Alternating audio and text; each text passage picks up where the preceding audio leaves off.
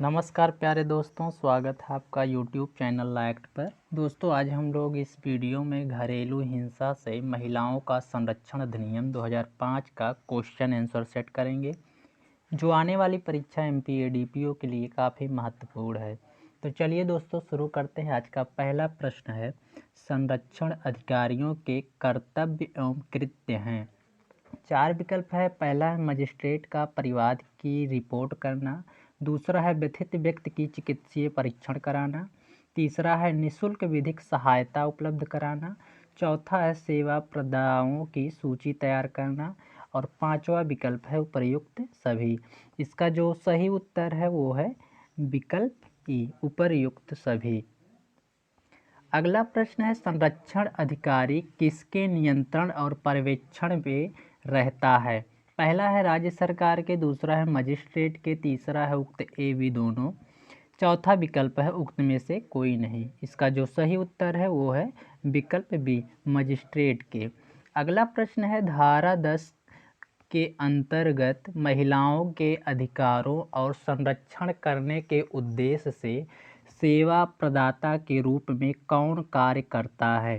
पहला है रजिस्ट्रीकृत स्वैच्छिक संगम, दूसरा है रजिस्ट्रीकृत कंपनी, तीसरा विकल्प है उक्त ए एवं बी दोनों, और चौथा विकल्प है उपर्युक्त में से कोई नहीं। इसका जो सही उत्तर है वो है विकल्प सी, उक्त ए बी दोनों। अगला प्रश्न है, घरेलू हिंसा अधिनियम की धारा 10 के अंतर्गत निम्नलिखित में से कौन सेवा प्रदाता के रूप में पंजीकृत नहीं किया जा सकता है। पहला है सोसाइटी रजिस्ट्रीकरण अधिनियम 1860 के अंतर्गत रजिस्ट्रीकृत कोई स्वैच्छिक संगम। दूसरा है कंपनी अधिनियम 1956 के अधीन रजिस्ट्रीकृत कोई कंपनी। तीसरा विकल्प है तत्समय परिवृत्त किसी अन्य विधि के अंतर्गत रजिस्ट्रीकृत कोई कंपनी। चौथा विकल्प है समाज सेवा प्रदान करने वाली कोई महिला। इसका जो सही उत्तर है वो है विकल्प डी, समाज सेवा प्रदान करने वाली कोई महिला सेवा प्रदाता के रूप में पंजीकृत नहीं किया जा सकता। अगला प्रश्न है, रजिस्ट्रीकृत स्वैच्छिक संगम या कंपनी सेवा प्रदाता के रूप में रजिस्ट्रेशन कराना आवश्यक है। पहला है राज्य सरकार के पास, दूसरा है रजिस्ट्रार के पास, तीसरा है उक्त दोनों के पास, चौथा विकल्प है उपर्युक्त में से कोई नहीं। इसका जो सही उत्तर है वो है विकल्प ए, राज्य सरकार के पास। अगला प्रश्न है, सेवा प्रदाता के रूप में राज्य सरकार के पास रजिस्ट्रेशन कराया जाता है। पहला है धारा 10 के अंतर्गत, दूसरा है धारा 11, तीसरा है धारा 12 के अंतर्गत, चौथा विकल्प है धारा 13 के अंतर्गत। इसका जो सही उत्तर है वो है विकल्प ए, धारा 10 के अंतर्गत। अगला प्रश्न है, सेवा प्रदाता की शक्ति होगी। पहला है घरेलू घटना रिपोर्ट अधिकारिता रखने वाले मजिस्ट्रेट और संरक्षण अधिकारी को अग्रेसित करने की। दूसरा है व्यथित व्यक्ति की चिकित्सीय परीक्षण करवाने और चिकित्सा रिपोर्ट की प्राप्ति पुलिस थाने का अग्रेसित करने की। तीसरा है यह सुनिश्चित करना कि व्यथित व्यक्ति द्वारा अपेक्षा किए जाने पर आश्रय गृह में आश्रय दिया जाता है। चौथा विकल्प है उपर्युक्त सभी।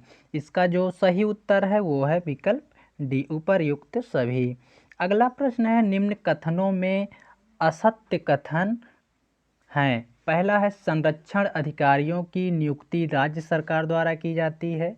दूसरा है संरक्षण अधिकारी मजिस्ट्रेट के नियंत्रण और पर्यवेक्षण के अधीन होते हैं। तीसरा है सेवा प्रदाता के रूप में कार्य करने के लिए किसी स्वैच्छिक संगम एवं कंपनी को राज्य सरकार के पास रजिस्ट्रेशन करना आवश्यक है। चौथा विकल्प है उपर्युक्त में से कोई नहीं। इसका जो सही उत्तर है वो है विकल्प डी, उपर्युक्त में से कोई नहीं। अगला प्रश्न है, सही सुलेमित नहीं है। पहला है संरक्षण अधिकारियों की नियुक्ति धारा 8, दूसरा है सेवा प्रदाता के रूप में रजिस्ट्रेशन धारा 10, तीसरा है सरकार के कर्तव्य धारा 11, चौथा है मजिस्ट्रेट के कर्तव्य धारा 12। इसका जो सही उत्तर है वो है विकल्प डी, मजिस्ट्रेट के कर्तव्य धारा 12 में सुलेमित नहीं है। अगला प्रश्न है, धारा 12 के अंतर्गत अनुतोष आदेश प्राप्त करने हेतु आवेदन कौन करता है?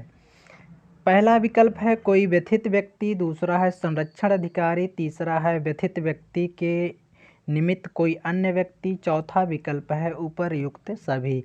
इसका जो सही उत्तर है वो है विकल्प डी, उपर्युक्त सभी। अगला प्रश्न है मजिस्ट्रेट अनुतोष हेतु आवेदन प्राप्त होने के बाद सुनवाई की तारीख नियत करेगा, वह तारीख आवेदन की प्राप्ति की तारीख से होगी। पहला विकल्प है 3 दिन के बाद की नहीं, दूसरा है 7 दिन के बाद की नहीं, तीसरा है 10 दिन के बाद की नहीं और चौथा है 30 दिन के बाद की नहीं। इसका जो सही उत्तर है वो है विकल्प ए, 3 दिन के बाद की नहीं। अगला प्रश्न है घरेलू हिंसा से महिलाओं का संरक्षण अधिनियम 2005 की धारा 12 के अंतर्गत अनुतोष हेतु आवेदन को कितने दिन के भीतर निपटाने का प्रयास करेगा? पहला विकल्प है प्रथम सुनवाई की तारीख से 30 दिन, दूसरा है प्रथम सुनवाई तारीख से 60 दिन, तीसरा है प्रथम सुनवाई की तारीख से 90 दिन और चौथा विकल्प है प्रथम सुनवाई की तारीख से 15 दिन। इसका जो सही उत्तर है वो है विकल्प बी, प्रथम सुनवाई के तारीख से 60 दिन। अगला प्रश्न है घरेलू हिंसा से महिलाओं के संरक्षण अधिनियम 2005 के अंतर्गत अनुतोष हेतु आवेदन किस धारा के अंतर्गत किया जाता है? पहला विकल्प है धारा 11 के अंतर्गत, दूसरा है धारा 12 के अंतर्गत, तीसरा है धारा 13 के अंतर्गत, चौथा विकल्प है धारा 14 के अंतर्गत। इसका जो सही उत्तर है वो है विकल्प बी, धारा 12 के अंतर्गत। अगला प्रश्न है घरेलू हिंसा से महिलाओं को संरक्षण अधिनियम 2005 की धारा 12 के अंतर्गत आवेदन पर मजिस्ट्रेट द्वारा प्रतिकर या नुकसानी की रकम का संदाय करने का आदेश दिया जाता है, लेकिन व्यथित व्यक्ति के अधिकार प्रभावित नहीं हो सकते हैं। पहला है सिविल दावा करने का, दूसरा है घरेलू हिंसा के कार्यों से हुई क्षति के लिए प्रतिकर का दावा करने का, तीसरा है मुजरे का दावा करने का, चौथा विकल्प है उपर्युक्त सभी। इसका जो सही उत्तर है वो है विकल्प बी, घरेलू हिंसा के कार्यों से हुई क्षति के लिए प्रतिकर का दावा करने का। अगला प्रश्न है जहां प्रतिकर या नुकसानी के रूप में किसी रकम के लिए व्यथित व्यक्ति के पक्ष में किसी न्यायालय द्वारा कोई डिग्री पारित की गई है, वह घरेलू हिंसा से महिलाओं का संरक्षण अधिनियम 2005 के अधीन मजिस्ट्रेट द्वारा किए गए आदेश के अनुसरण में संदेह रकमों का ऐसी डिक्री के विरुद्ध किया जा सकता है। पहला है मुजरा, दूसरा है डिक्री मुजरा से बची शेष रकम के लिए निष्पादनीय होगी, तीसरा विकल्प है उपर्युक्त ए बी दोनों, चौथा विकल्प है उपर्युक्त में से कोई नहीं। इसका जो सही उत्तर है वो है विकल्प सी, ए बी दोनों। अगला प्रश्न है घरेलू हिंसा अधिनियम की धारा 18 के अंतर्गत संरक्षण आदेश पारित किया जा सकता है। पहला विकल्प है संरक्षण अधिकारी द्वारा, दूसरा है सेवा प्रदाता द्वारा, तीसरा विकल्प है किसी मजिस्ट्रेट द्वारा, चौथा विकल्प है दीवानी न्यायालय द्वारा। इसका जो सही उत्तर है वो है विकल्प सी, किसी मजिस्ट्रेट के द्वारा। अगला प्रश्न है कार्यवाहियां बंद कमरे में किए जाने का प्रावधान है। पहला विकल्प है धारा 15 में, दूसरा है धारा 16 में, तीसरा है धारा 17 में, चौथा विकल्प है धारा 18 में। इसका जो सही उत्तर है वो है विकल्प बी, धारा 16 में। अगला प्रश्न है घरेलू नातेदारी में प्रत्येक महिला को साझी गृहस्थी में रहने का अधिकार है। पहला विकल्प है धारा 17 के अंतर्गत, दूसरा है धारा 18 के अंतर्गत, तीसरा है धारा 19 के अंतर्गत, चौथा विकल्प है धारा 22 के अंतर्गत। इसका जो सही उत्तर है वो है विकल्प ए, धारा 17 के अंतर्गत। अगला प्रश्न है मजिस्ट्रेट व्यथित व्यक्ति के पक्ष में संरक्षण आदेश पारित कर सकेगा। पहला है धारा 18 के अंतर्गत, दूसरा है धारा 19 के अंतर्गत, तीसरा है धारा 26 के अंतर्गत, चौथा विकल्प है धारा 32 के अंतर्गत। इसका जो सही उत्तर है वो है विकल्प ए, धारा 18 के अंतर्गत। अगला प्रश्न है व्यथित व्यक्ति के पक्ष में संरक्षण आदेश पारित समय प्रत्यर्थी को प्रतिसिद्ध कर सकेगा। पहला है घरेलू हिंसा के किसी कार्य को करने से, दूसरा है दूरभाषीय या वैयक्तिक संपर्क करने से, तीसरा है अस्थियों का अन्य संक्रमण करने से, चौथा विकल्प है उपर्युक्त सभी। इसका जो सही उत्तर है वो है विकल्प डी, उपर्युक्त सभी।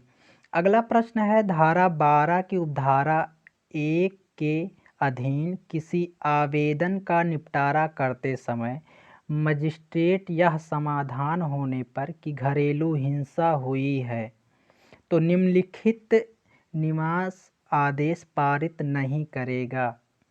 पहला विकल्प है प्रत्यर्थी यदि महिला है तो साक्षी गृहस्थी से स्वयं को हटाने का, दूसरा है किसी साक्षी गृहस्थी के अन्य संक्रांत करने से अवरुद्ध करने का, तीसरा विकल्प है साक्षी गृहस्थी जिससे व्यथित निवास करता है प्रवेश करने से अवरुद्ध करने का, चौथा विकल्प है उपर्युक्त सभी। इसका जो सही उत्तर है वो है विकल्प ए, प्रत्यर्थी यदि महिला है तो साक्षी गृहस्थी से स्वयं को हटाने का। अगला प्रश्न है धनीय अनुतोष में सम्मिलित है। पहला है उपार्जनों की हानि, दूसरा है चिकित्सीय व्यय, तीसरा है भरण पोषण, चौथा विकल्प है उपर्युक्त सभी। इसका जो सही उत्तर है वो है विकल्प डी, उपर्युक्त सभी। अगला प्रश्न है मजिस्ट्रेट व्यथित व्यक्ति को हुई क्षति के लिए प्रतिकर का आदेश देता है। पहला है धारा 20 के अंतर्गत, दूसरा है धारा 21, तीसरा है धारा 22 के अंतर्गत, चौथा विकल्प है धारा 23 के अंतर्गत। इसका जो सही उत्तर है वो है विकल्प सी, धारा 22 के अंतर्गत। अगला प्रश्न है न्यायालय को अंतरिम अनुतोष किस धारा के अंतर्गत देने की शक्ति प्राप्त है। पहला है धारा 22, दूसरा है 23, तीसरा है 24, चौथा है 25। इसका जो सही उत्तर है वो है विकल्प बी, धारा 23 के अंतर्गत। अगला प्रश्न है जो अनुतोष घरेलू हिंसा से महिला संरक्षण अधिनियम के अंतर्गत व्यथित व्यक्ति को प्राप्त है वही अनुतोष सिविल न्यायालय, कुटुंब न्यायालय या किसी दंड न्यायालय के समक्ष कार्यवाही में मांगा जा सकेगा। यह प्रावधान है। पहला है धारा 26 में, दूसरा है धारा 27 में, तीसरा है धारा 28 में, चौथा विकल्प है धारा 29 में। इसका जो सही उत्तर है वो है विकल्प ए, धारा 26 में। अगला प्रश्न है मजिस्ट्रेट द्वारा कार्यवाहियों को बंद कमरे से कब किया जा सकेगा। पहला विकल्प है जब मजिस्ट्रेट यह समझे कि मामले की परिस्थितियों में ऐसा अपेक्षित हो, दूसरा विकल्प है जब कार्यवाही का कोई पक्षकार बंद कमरे में सुनवाई की वांछा करता है, तीसरा विकल्प है उक्त ए एवं बी दोनों स्थितियों में, चौथा विकल्प है उपर्युक्त में से कोई नहीं। इसका जो सही उत्तर है वो है विकल्प सी, उक्त ए बी दोनों में। अगला प्रश्न है धारा 12 के अधीन प्रत्येक आवेदन, पहला विकल्प है प्रारूप 1 में होगा, दूसरा है प्रारूप 2 में होगा, तीसरा है प्रारूप 3 में होगा, चौथा विकल्प है प्रारूप 4 में होगा। इसका जो सही उत्तर है वो है विकल्प बी, प्रारूप 2 में होगा। अगला प्रश्न है धारा 12 के अंतर्गत आवेदन पर कोई आदेश पारित करने से पहले मजिस्ट्रेट विचार करेगा। पहला है सेवा प्रदाता की रिपोर्ट पर, दूसरा है संरक्षण अधिकारी की रिपोर्ट पर, तीसरा है उपर्युक्त ए या बी की रिपोर्ट पर, चौथा विकल्प है उपर्युक्त में से कोई नहीं। इसका जो सही उत्तर है वो है विकल्प सी, ए एवं बी की रिपोर्ट पर। अगला प्रश्न है सत्य उत्तर का चयन कीजिए। धारा 12 के अधीन नियत की गई सुनवाई की तारीख की सूचना प्राप्त होने के अधिकतम कितने दिन के भीतर संरक्षण अधिकारी द्वारा प्रत्यर्थी पर तामील कराया जाएगा। पहला है 2 दिन के भीतर, दूसरा विकल्प है मजिस्ट्रेट द्वारा अनुज्ञात अतिरिक्त युक्त समय के भीतर, तीसरा विकल्प है उपर्युक्त दोनों, चौथा विकल्प है 7 दिन के भीतर। इसका जो सही उत्तर है वो है विकल्प सी, उपर्युक्त दोनों। अगला प्रश्न है मजिस्ट्रेट कार्यवाही के किसी भी प्रक्रम पर प्रत्यर्थी या व्यथित व्यक्ति को अकेले या संयुक्ततः सेवा प्रदाता से परामर्श लेने का निर्देश दे सकता है। पहला है धारा 14 के अंतर्गत, दूसरा है धारा 15 के अंतर्गत, तीसरा है धारा 16 के अंतर्गत, चौथा विकल्प है धारा 17 के अंतर्गत। इसका जो सही उत्तर है वो है विकल्प ए, धारा 14 के अंतर्गत। अगला प्रश्न है जहां मजिस्ट्रेट प्रत्यर्थी या व्यथित व्यक्तियों को सेवा प्रदाता से परामर्श करने के लिए निर्देश देता है, वहां सुनवाई की अगली तारीख नियत कर सकेगा। जो जो पहला विकल्प है 2 मास से अधिक की नहीं होगी, दूसरा विकल्प है 3 मास से अधिक की नहीं होगी, तीसरा है 4 मास से अधिक की नहीं होगी, चौथा विकल्प है 6 मास से अधिक की नहीं होगी। इसका जो सही उत्तर है वो है विकल्प ए, 2 मास से अधिक की नहीं होगी। अगला प्रश्न है परामर्शदाता हो सकेगा। पहला है जहां तक संभव हो कोई महिला होगी, दूसरा विकल्प है कोई विधि व्यवसायी लेकिन वह प्रत्यर्थी के किसी मामले में उपसंजात ना हुआ हो, तीसरा विकल्प है संरक्षण अधिकारी द्वारा उपलब्ध परामर्शदाताओं की सूची में से किसी व्यक्ति को, चौथा विकल्प है उपर्युक्त सभी। इसका जो सही उत्तर है वो है विकल्प डी, उपर्युक्त सभी।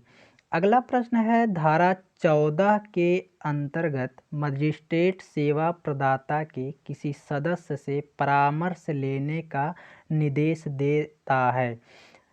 पहला विकल्प है केवल व्यथित व्यक्ति को, दूसरा है केवल प्रत्यर्थी को, तीसरा है इनमें से कोई नहीं, चौथा विकल्प है उपर्युक्त सभी। इसका जो सही उत्तर है वह है विकल्प सी, इनमें से कोई नहीं। अगला प्रश्न है मजिस्ट्रेट किस धारा के अंतर्गत कल्याण विशेषज्ञ की सहायता लेता है। पहला है धारा 14, दूसरा है 15, तीसरा है 16, चौथा विकल्प है 17। इसका जो सही उत्तर है वो है विकल्प बी, धारा 15 में। अगला प्रश्न है कल्याण विशेषज्ञ की सहायता कौन लेता है। पहला विकल्प है व्यथित व्यक्ति, दूसरा है प्रत्यर्थी, तीसरा विकल्प है मजिस्ट्रेट, चौथा विकल्प है उक्त सभी। इसका जो सही उत्तर है वो है विकल्प सी, मजिस्ट्रेट। अगला प्रश्न है धारा 15 के अंतर्गत कल्याण विशेषज्ञ कौन हो सकेगा। पहला विकल्प है कोई विधिवेत्ता, दूसरा है कोई महिला, तीसरा है परिवार कल्याण के संवर्धन में लगा हुआ व्यक्ति, चौथा विकल्प है उपर्युक्त बी, सी।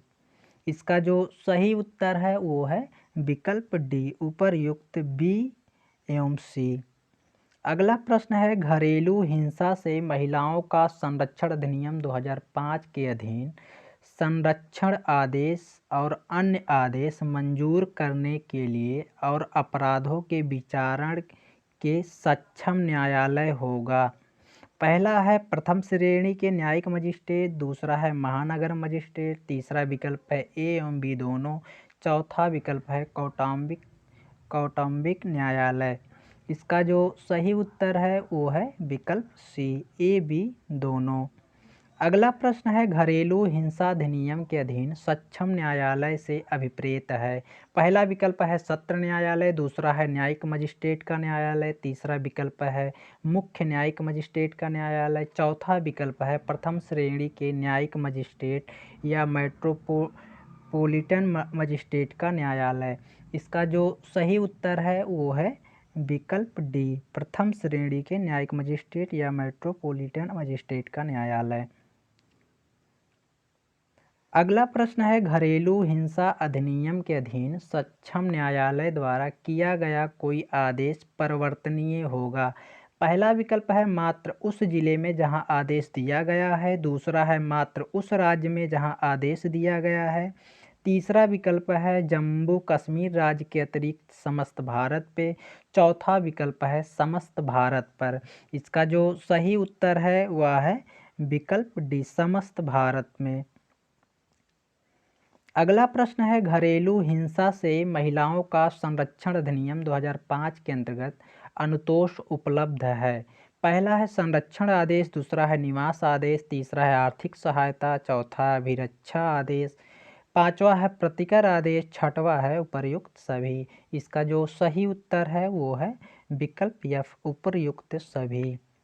अगला प्रश्न है सही सुलेमित नहीं है। पहला है संरक्षण आदेश धारा 18, दूसरा है आर्थिक सहायता धारा 20, तीसरा है अभिरक्षा आदेश धारा 21, चौथा विकल्प है प्रतिकर आदेश धारा 23। इसका जो सही सुलेमित नहीं है वो है विकल्प डी। अगला प्रश्न है घरेलू हिंसा अधिनियम के अधीन मजिस्ट्रेट द्वारा निवास आदेश पारित किया जा सकता है। पहला विकल्प है धारा 12 में, दूसरा है धारा 18 में, तीसरा है धारा 19 में, चौथा विकल्प है धारा 21 में। इसका जो सही उत्तर है वो है विकल्प सी, धारा 19 में। अगला प्रश्न है घरेलू हिंसा अधिनियम की धारा 20 में प्रदत्त धनीय अनुतोष में सम्मिलित हो सकेंगे।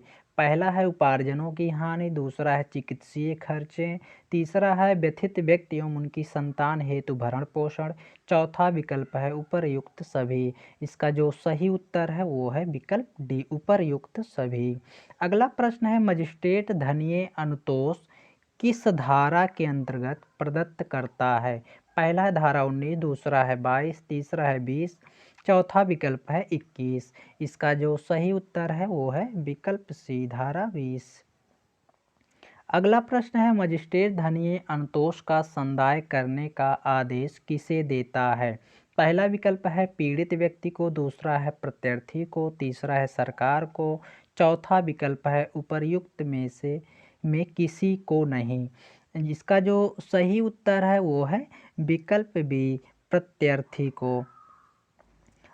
अगला प्रश्न है अनुतोष की सुनवाई के प्रक्रम पर व्यथित व्यक्ति के संतान को अभिरक्षा में किसे दिया जा सकेगा।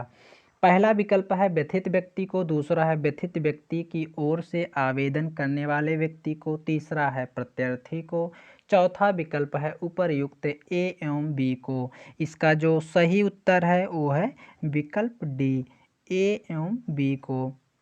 अगला प्रश्न है धारा 24 के अंतर्गत मजिस्ट्रेट के आदेश की निःशुल्क प्रति किसे दी जाती है। पहला है पक्षकारों को, दूसरा है थाने के भार साधक अधिकारी को, तीसरा है सेवा प्रदाता को, चौथा विकल्प है उपर्युक्त सभी को। इसका जो सही उत्तर है वो है विकल्प डी, उपर्युक्त सभी। अगला प्रश्न है मजिस्ट्रेट के संरक्षण आदेश से निर्मुक्त करने का आवेदन व्यथित व्यक्ति द्वारा किया जा सकेगा। पहला विकल्प है धारा 25 के अंतर्गत, दूसरा है धारा 26 के अंतर्गत, तीसरा विकल्प है धारा 27 के अंतर्गत, चौथा विकल्प है धारा 30 के अंतर्गत। इसका जो सही उत्तर है वो है विकल्प ए, धारा 25 के अंतर्गत। अगला प्रश्न है मजिस्ट्रेट को अपने समक्ष किसी कार्यवाही में अंतरिम और एक पक्षीय आदेश मंजूर करने की शक्ति किस धारा में दी गई है। पहला विकल्प है धारा 21, दूसरा है धारा 22, तीसरा है धारा 23, चौथा है धारा 24। इसका जो सही उत्तर है वो है विकल्प सी, धारा 23।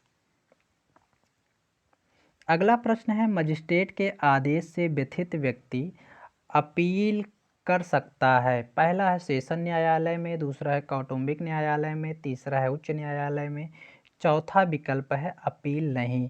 इसका जो सही उत्तर है वो है विकल्प ए, सेशन न्यायालय में। अगला प्रश्न है मजिस्ट्रेट के आदेश की अपील किस धारा के अंतर्गत की जा सकेगी।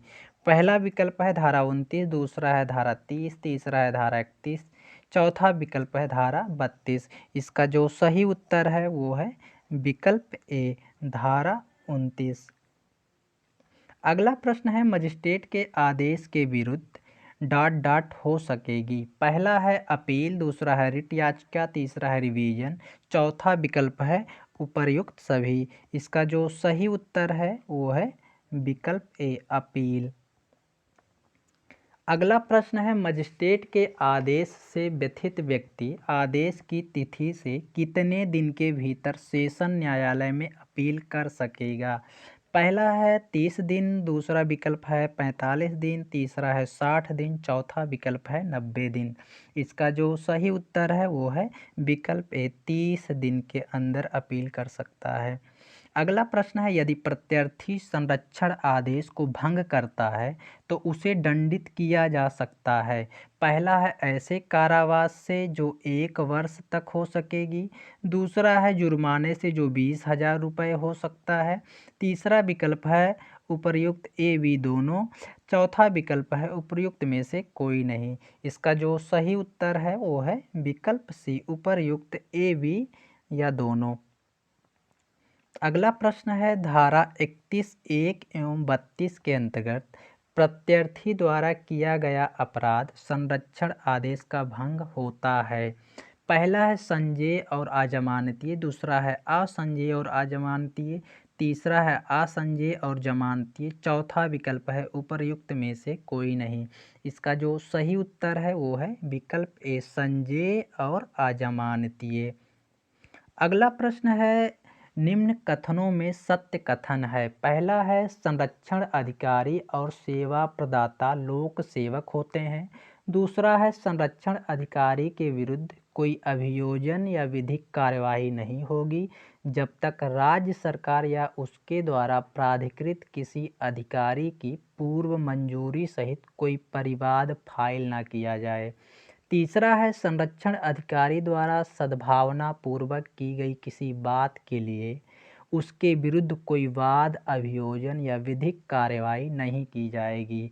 चौथा है उपर्युक्त सभी। इसका जो सही उत्तर है वो है विकल्प डी उपर्युक्त सभी। अगला प्रश्न है संरक्षण अधिकारी द्वारा कर्तव्य का निर्वहन न किए जाने के लिए उसे दंडित किया जा सकता है।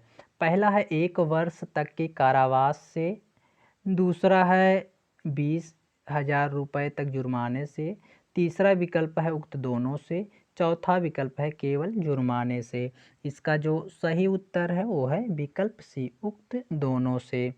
अगला प्रश्न है इस अधिनियम के अंतर्गत प्रत्यार्थी द्वारा संरक्षण आदेश का भंग एक अपराध है, उसे किस धारा के अंतर्गत दंडित किया जा सकता है।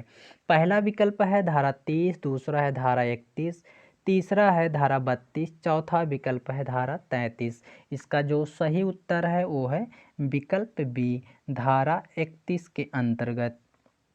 अगला प्रश्न है संरक्षण अधिकारी मजिस्ट्रेट द्वारा संरक्षण आदेश में निर्देशित कर्तव्य का पर्याप्त हेतु के बिना असफल रहने पर वह दंडित किया जा सकेगा। पहला है धारा 34 के अंतर्गत, दूसरा है धारा 34 के अंतर्गत, तीसरा है धारा 35 के अंतर्गत, चौथा विकल्प है धारा 36 के अंतर्गत। इसका जो सही उत्तर है वो है विकल्प ए एवं बी, मतलब दोनों सही है। अगला प्रश्न है संरक्षण अधिकारी द्वारा किए गए अपराध के लिए कोई अभियोजन या विधिक कार्यवाही की जा सकेगी जब पहला विकल्प है राज्य सरकार की पूर्व मंजूरी से परिवाद फाइल किया जाता है, दूसरा है राज्य सरकार द्वारा प्राधिकृत किसी अधिकारी की पूर्व मंजूरी से परिवाद फाइल किया जाता है, तीसरा विकल्प है उपर्युक्त ए या बी, चौथा विकल्प है उपर्युक्त कोई नहीं। इसका जो सही उत्तर है वो है विकल्प सी ए बी दोनों। अगला प्रश्न है संरक्षण अधिकारी के विरुद्ध अपराध का संज्ञान राज्य सरकार के पूर्व मंजूरी से परिवाद फाइल किए बिना नहीं लिया जा सकता, यह प्रावधान है। पहला है धारा 34 में, दूसरा है धारा 35 में, तीसरा है धारा 36 में, चौथा विकल्प है धारा 38 में। इसका जो सही उत्तर है वो है विकल्प ए धारा 34 में। अगला प्रश्न है निम्न कथनों में असत्य कथन है। पहला है अधिनियम के उपबंधों को कार्यान्वित करने के लिए नियम बनाने की शक्ति केंद्र सरकार को है। दूसरा है अधिनियम के उपबंधों को कार्यान्वित करने के लिए नियम बनाने की शक्ति राज्य सरकार को है।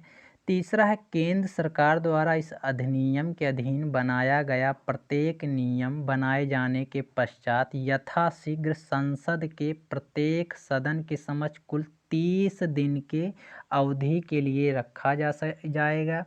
चौथा है इस अधिनियम के अधीन धारा 31(1) के अंतर्गत अपराध संज्ञेय एवं गैर जमानतीय होता है।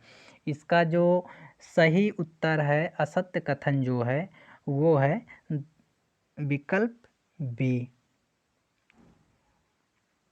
अगला प्रश्न है संरक्षण अधिकारी के विरुद्ध सद्भावना पूर्वक की गई कार्यवाही के लिए वाद या अभियोजन नहीं होगा। किस धारा में यह संरक्षण प्राप्त है? पहला है धारा 34, दूसरा है धारा 35, तीसरा है धारा 36, चौथा विकल्प है धारा 37। इसका जो सही उत्तर है वो है विकल्प बी धारा 35 के अंतर्गत। अगला प्रश्न है सही सुलेमित कीजिए। पहला है मजिस्ट्रेट को आवेदन धारा 12, दूसरा है प्रतिकर आदेश धारा 22, तीसरा है प्रक्रिया धारा 28, चौथा है अपील धारा 29 और आखिरी जो विकल्प है वो है उपर्युक्त सभी। इसका जो सही उत्तर है वो है विकल्प ई उपर्युक्त सभी सुलेमित हैं। अगला प्रश्न है किस धारा में कहा गया है कि अधिनियम से किसी अन्य विधि की अल्पीकरण नहीं होगा? पहला है धारा 35, दूसरा है धारा 36, तीसरा विकल्प है धारा 37, चौथा विकल्प है धारा 34। इसका जो सही उत्तर है वो है विकल्प बी धारा 36 के अंतर्गत। अगला प्रश्न है जहां कोई संरक्षण अधिकारी मजिस्ट्रेट द्वारा निर्देशित अपने कर्तव्यों का बिना पर्याप्त कारण के निर्वहन करने में विफल रहता है वह उत्तरदायी होगा। सेवा समाप्ति हेतु, दूसरा है क्षतिपूर्ति हेतु, तीसरा है कारावास या जुर्माना या दोनों से दंडित होने हेतु, चौथा विकल्प है मात्र जुर्माने द्वारा दंडित होने हेतु। इसका जो सही उत्तर है वो है विकल्प सी कारावास, जुर्माना या दोनों से। अगला प्रश्न है घरेलू हिंसा से महिलाओं का संरक्षण अधिनियम 2005 भारतीय संविधान के किस अनुच्छेद के अंतर्गत आता है? पहला है अनुच्छेद 14 व 21, दूसरा है अनुच्छेद 14, 15 व 21, तीसरा अनुच्छेद 21, चौथा विकल्प है अनुच्छेद 14। इसका जो सही उत्तर है वो है विकल्प बी अनुच्छेद 14, 15 एवं 21। अगला प्रश्न है घरेलू हिंसा से महिलाओं का संरक्षण अधिनियम 2005 भारतीय संविधान के किस अनुच्छेद के अंतर्गत आता है? इसका जो सही उत्तर है वो है विकल्प बी। अगला प्रश्न है घरेलू हिंसा से महिलाओं का संरक्षण अधिनियम 2005 की धारा 31(1) का अपराध होगा। पहला है असंज्ञेय और गैर जमानतीय, दूसरा है असंज्ञेय और जमानतीय, तीसरा है संज्ञेय और जमानतीय, चौथा विकल्प है संज्ञेय और गैर जमानतीय। इसका जो सही उत्तर है वो है विकल्प डी संज्ञेय और गैर जमानतीय। अगला प्रश्न है घरेलू हिंसा से महिलाओं का संरक्षण अधिनियम 2005 की धारा 12 के अंतर्गत कौन आवेदन पत्र प्रस्तुत कर सकता है? पहला है संरक्षण अधिकारी, दूसरा है व्यथित महिला, तीसरा है व्यथित व्यक्ति की ओर से कोई अन्य व्यक्ति, चौथा विकल्प है उपर्युक्त सभी। इसका जो सही उत्तर है वो है विकल्प डी उपर्युक्त सभी। अगला प्रश्न है घरेलू हिंसा से महिलाओं का संरक्षण अधिनियम 2005 पारित हुआ था। पहला है 12/8/2005, दूसरा है 13/9/2005, तीसरा है 12/7/2005, चौथा विकल्प है 12/5/2005। इसका जो सही उत्तर है वो है विकल्प बी 13/9/2005। अगला प्रश्न है घरेलू हिंसा से महिलाओं का संरक्षण अधिनियम 2005 भारतीय संविधान के किस अनुच्छेद के अंतर्गत आता है? इसका जो सही उत्तर है वो है विकल्प बी।